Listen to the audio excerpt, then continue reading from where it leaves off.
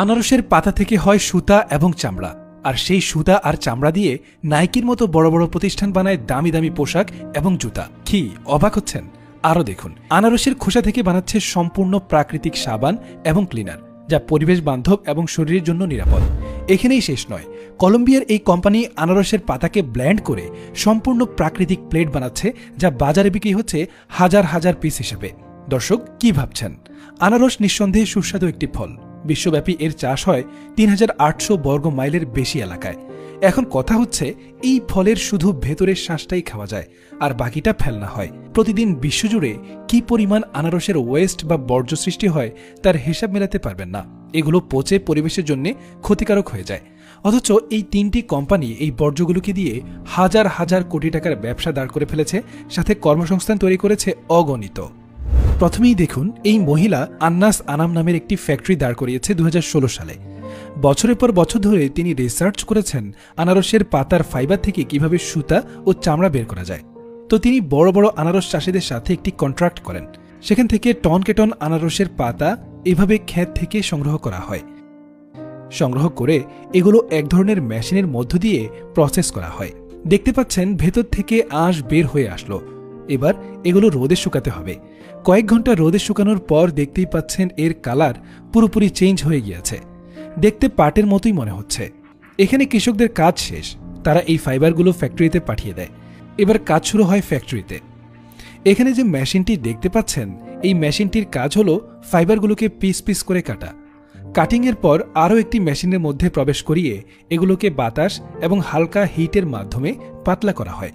এরপর আরও কয়েকটি প্রসেসের মধ্য দিয়ে এগুলো থেকে সাদা ফকফকা তুলা বের হয়ে আসে, যা থেকে তৈরি হয় চামড়া। দেখতেই পাচ্ছেন কিভাবে রঙের পর তুলতুলে চামড়ায় পরিণত হলো।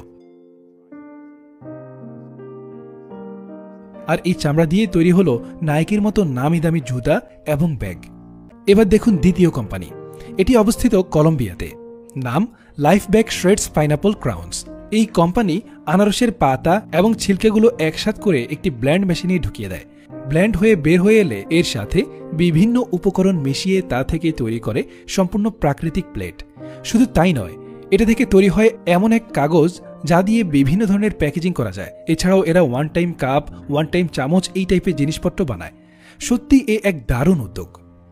আর সবশেষে যে ফ্যাক্টরি দেখবেন, তা দেখলে আপনার চোখ কপালে উঠবে। এই কোম্পানিটি ভিয়েতনামের। নাম ফুয়া বায়োটেক। কোম্পানির মালিক লে ডুই হুয়াং রিসার্চ করে আনারসের ছিলকে দিয়ে এমন একটি ডিটারজেন্ট বের করেছেন যা তিনি পানও করতে পারেন।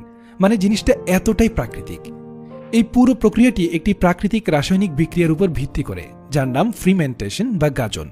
প্রথমে আনারসের খোসাগুলো সংগ্রহ করা হয়।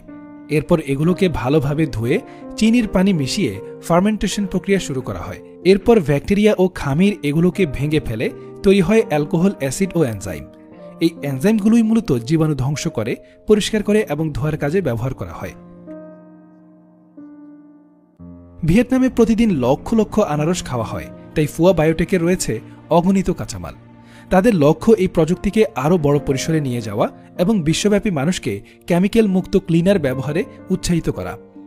তারা বলেন, এটা শুধু আমাদের পণ্যের ব্যাপার নয়, আমরা মানুষকে বোঝাতে চাই পরিবেশ বান্ধব ক্লিনার কতটা গুরুত্বপূর্ণ।